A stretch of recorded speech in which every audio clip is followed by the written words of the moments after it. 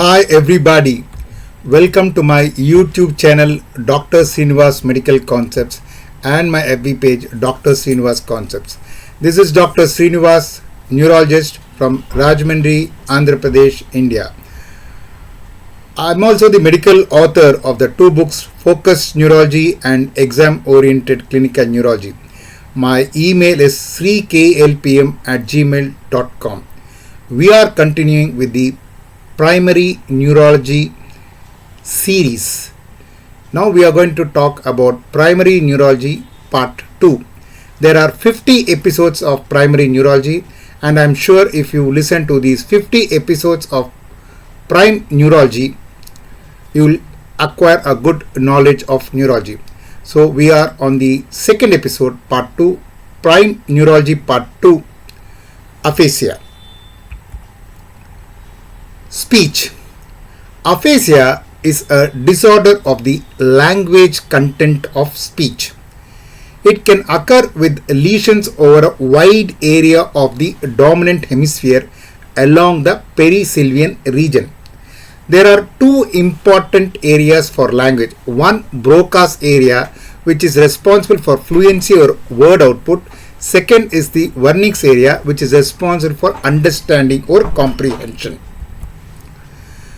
Broca's area is situated in the inferior frontal gyrus. Damage to this region impairs fluency of verbal output. Broca's area is supplied by the superior division of the middle cerebral artery.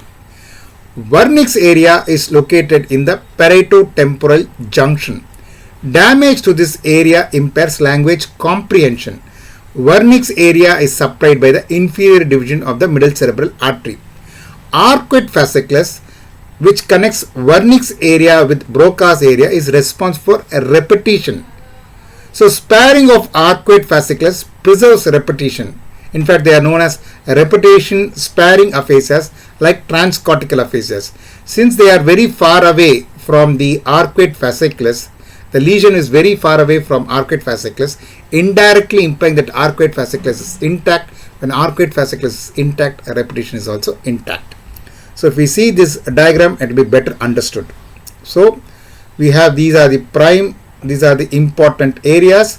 So the language area, as I said in the previous slide, is along the sylvian fissure. So this is the sylvian fissure. So this is the central sulcus. This is the central sulcus. The anterior to the central sulcus is the precentral gyrus, which is responsible for the motor activity or the primary motor cortex.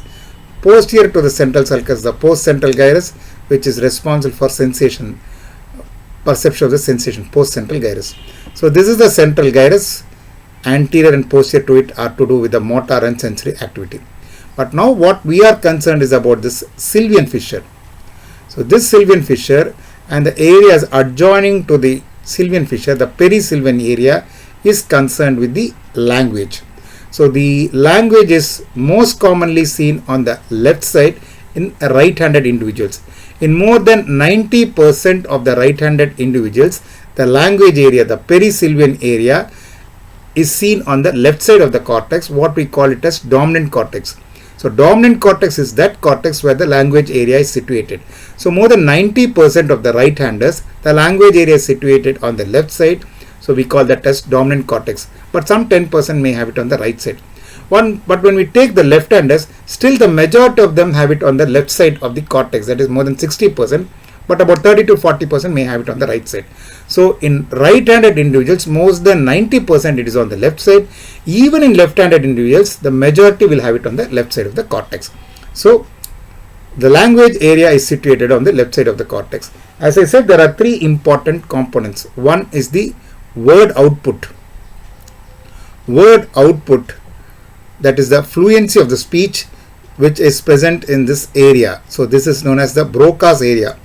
The Broca's area, it is responsible for fluency, and therefore when there is a lesion here, Broca's aphasia, there is a non-fluent aphasia with good comprehension and poor repetition. So this is the Broca's area, which is responsible. Basically there are three components of language. One is the word fluency. Generally we speak about 100 to 110 words per minute, and this is because of this Broca's area, inferior frontal gyrus, which is responsible for word fluency. And then we have the vernix area. Number 1 is the vernix area, which is responsible for understanding of speech or comprehension of speech. Suppose someone asks me some question, I need to understand what he is talking. This understanding of speech or comprehension of speech is done by the vernix area. So vernix area, after having understood, it transmits the information from the vernix area to the Broca's area, which is responsible for fluency, through a conduction pathway known as arcuate fasciculus. So this is responsible for repetition. So basically we have 3 important areas. Number 1, the vernix area, which is responsible for comprehension or understanding of the speech. Number 2, the arcuate fasciculus, which is responsible for a repetition of the speech.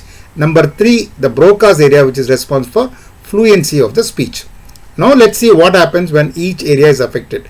So when vernix area is affected, number 1, vernix area is affected, there is vernix aphasia. That means they don't understand, there is poor comprehension. But since Broca's area is intact, there is fluently they can speak, but adjoining area is also affected, arcuate fasciculus is also affected, they will have poor repetition.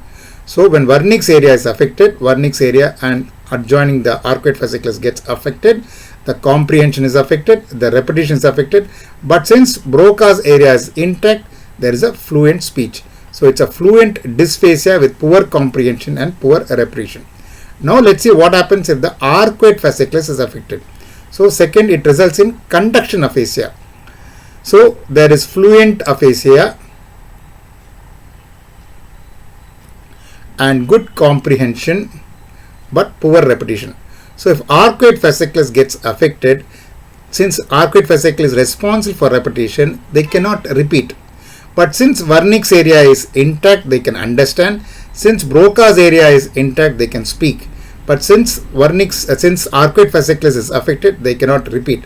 So this is known as conduction aphasia, where arcuate fasciculus is affected. So conduction aphasia, there is fluent aphasia. That means they can speak fluently. There is a good comprehension. Vernix area is intact, but poor repetition.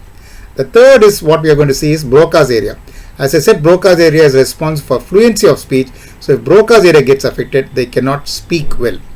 So in Broca's aphasia, they cannot speak fluently. So it's a non-fluent aphasia, but with good comprehension. Vernix area is intact, so there's good comprehension, but there is poor repetition because adjoining arcuate fasciculus also tends to get affected.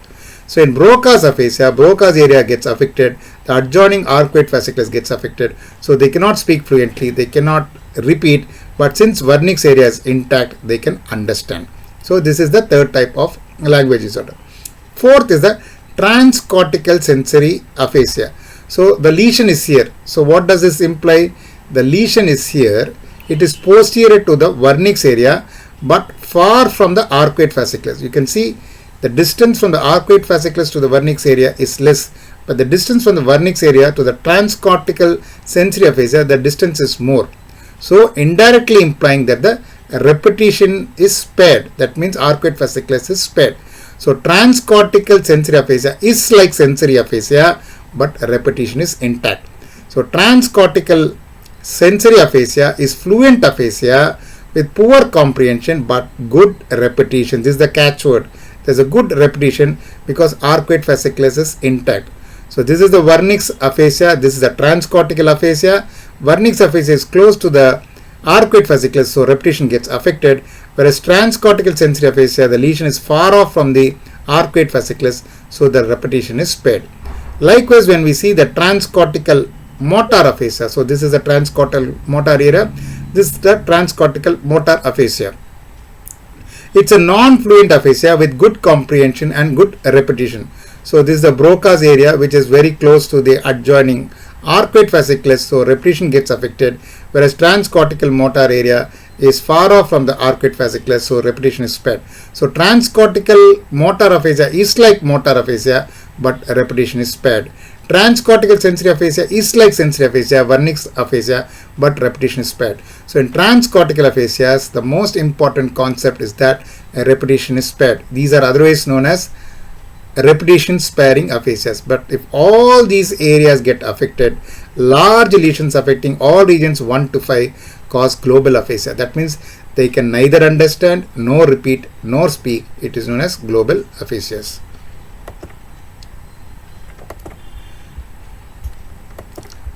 So this is about the classification of the aphasias.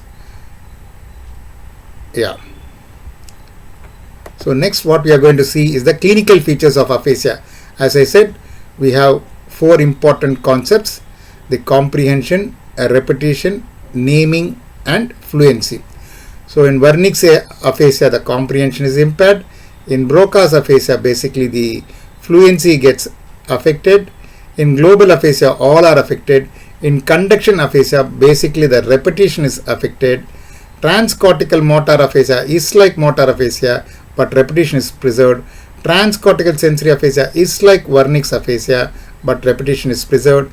Isolation means all are affected. They can just mutter some words, repeat like a parrot, known as echolalia. Anomia means difficulty in naming an object. So basically they cannot name an object. Naming gets affected, known as anomia. So this is known as anomic aphasia. They cannot name an object, but they will describe all the uses of the object. For example, if you show them a pen, they will say, yeah, you use it for writing, you put ink in it. They'll describe all the features of pen, but they cannot name pen as pen. So this is known as anomia. So this is known as anomic aphasia. Pure word deafness is that there's impairment only for spoken language. For example, the music, the guitar or drums, whatever, or the water gushing out, they can hear all these, but they cannot only understand the spoken language. So it is known as pure word deafness. And then you have pure alexia. Alexia means they have difficulty in reading. Agraphia means difficulty in writing. So pure alexia means they have difficulty, there's difficulty in reading. This is pure alexia. Very important concept is that pure alexia without agraphia. Very interesting concept. Here they have difficulty in reading, but without agraphia they don't have difficulty in writing. So they write with their own hand, their own handwriting, but they cannot read what they have just written themselves. Very interesting. There is no difficulty in writing, but there's difficulty in reading. So this is known as pure alexia without agraphia. So why does this occur? So if you understand, I'll show the diagram, then it will be better understood. So right side of the environment goes to the left visual cortex. So right side of the environment goes to the left visual cortex. Left side of the environment of the space goes to the right visual cortex because of the crossing of the optic pathways. The right side of the space goes to the left visual cortex. The right side of the space goes to the left visual cortex. The left side of the space goes to the right visual cortex. Fine. So anything going into the left visual cortex, we can easily convert it into a language form. For example, I see something on the right side, so it goes to the left visual cortex. I want it to convert into a language form. It is easy for me to convert it, because why? From the left visual cortex it goes to the language area, which is also on the left side, so I can easily convert it. But when I see objects on the left side of the space, it goes through the right visual cortex. But where is the language area? It is in the left side. So for me to convert whatever I see on the left side of the space, to convert it into a language form, it is slightly difficult, because from right visual cortex to access the language area which is on the left side, I need to use the splenium of the corpus callosum. I need to use the corpus callosum. From the right visual cortex, I need to go through the corpus callosum and then access the language area and then convert it into the language form. So anything on the right side of the space, I can easily convert it into a language form. It goes into the left visual cortex. My language area is also on the left side. I can easily convert it into a language form. But anything on the left side, to convert it to a language form is slightly difficult, because it goes to my right occipital cortex, right visual cortex. But to access the language areas which is on the left side, it has to go to the corpus callosum and then go. And therefore, imagine if there's a lesion in the corpus callosum, like left posterior cerebral artery. Left posterior cerebral artery supplies the left visual cortex and the splenium of the corpus callosum. So if there is a left posterior cerebral artery lesion, the left visual cortex is affected. So I cannot use my left visual cortex. So anything I need to see and convert it into a language form, I have to use my right visual cortex. Right visual cortex is intact, so it comes to the right visual cortex.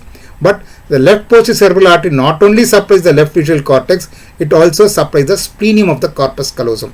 And therefore, when there is a left posterior cerebral artery lesion, the left visual cortex is affected and the splenium of the corpus callosum is affected, and therefore whatever information is there in the right visual cortex, I cannot transmit it into the language area which is on the left side because the splenium of the corpus callosum is affected.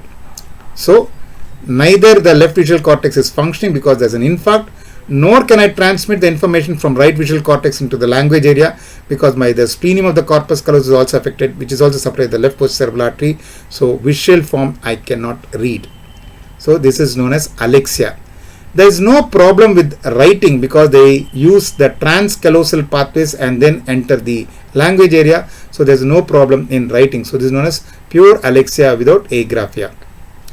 So once you have seen this diagram, it is easily understood. So pure alexia without agraphia, this condition implies difficulty in reading with no difficulty in writing. The lesion, usually a combination of the damage in the left occipital cortex and the splenium of the corpus callosum due to left posterior cerebral artery involvement, which interrupts the flow of visual input into the language network. The patient cannot read the visual information from the written words because the visual information from the right visual cortex cannot reach the language area in the left hemispheres because of the damage of the splenium of the corpus callosum, and the left occipital cortex is damaged because of the left posterior cerebral artery involvement. Writing is not impaired as they access the language network through transcallosal pathways anterior to the splenium of the corpus callosum.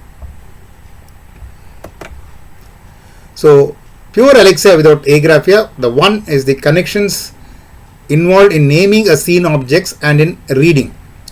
So the visual pattern is transferred from the visual cortex associated areas to the angular gyrus, which arouses the auditory pattern in the vernix area. The auditory pattern is transmitted to the Broca's area through the arcuate fasciculus, where the articulatory form is aroused and transferred to the contiguous areas of the motor cortex. With destruction of the left visual cortex and the splenium or intervening white matter, the words perceived in the right visual cortex cannot cross out to the language areas, and the patient cannot read. Another important aspect of another important concept of the language is that almost all the components of the language, namely comprehension, repetition, and fluency, are present on the left side of the cortex, which we call as dominant cortex. But on the right side of the cortex, that is non-dominant cortex, there is one component of speech which is associated with emotion. So if there is a lesion in the right side of the perisylvian area, only one component of the language gets affected, that is emotion, what we call it as prosody. So the intonations of the normal language which we see is not seen. So if the non-dominant cortex is affected but the perisylvian area is affected, they cannot give emotion to the language. For example, if you see a friend after a long time, you are excited, you say, "Oh my friend, how are you?" But that emotional aspect of language is gone, what we call as prosody. If the non-dominant cortex, the perisylvian area gets affected. So how will be the speech, how will the language be like? Be flat without any emotion, what we call as prosody. So after a few years, if you see your friend, there's no excitement. You will talk with the same tone. "Oh my friend, I'm happy to see you after 10 years. That is prosody. So all the components of the language, namely comprehension, reading, and fluency, are present on the left side of the cortex, but one component of the language, that is emotion, is present in the non-dominant cortex, and all the language components are present in the perisylvian region. So these are all the important and wonderful concepts of aphasia. I hope you have understood and enjoyed listening to these wonderful concepts of aphasia. The other important aspects of clinical neurology, I have put it in a book called Exam Oriented Clinical Neurology, written by me, Dr.Sreenivas, published by White Army. This book will be very useful for students appearing for clinical neurology exam. The other book I have written is Focused Neurology, written by me, Dr. Sreenivas, published by CBS Publishers and Distributors. This book contains all the essential components of theoretical neurology. It is put in a question and answer format. This book is available online from all leading booksellers, including Amazon. So if interested, this book could be purchased online. I hope you have enjoyed listening to these wonderful concepts of prime neurology. As I said during the beginning of my lecture, there are 50 episodes of prime neurology. We have just covered the second episodes of prime neurology. There are still 48 more episodes of prime neurology, and I'm sure if one listens to all these 50 episodes of prime neurology, they would have got a good knowledge of neurology. So if you have enjoyed these wonderful concepts of neurology, please like and subscribe to my YouTube channel, Dr. Sreenivas Medical Concepts, which is India's leading neurology educational YouTube channel. So please subscribe to my YouTube channel, Dr. Sreenivas Medical Concepts, and my FB page, Dr. Sreenivas Concepts. Thank you. Bye.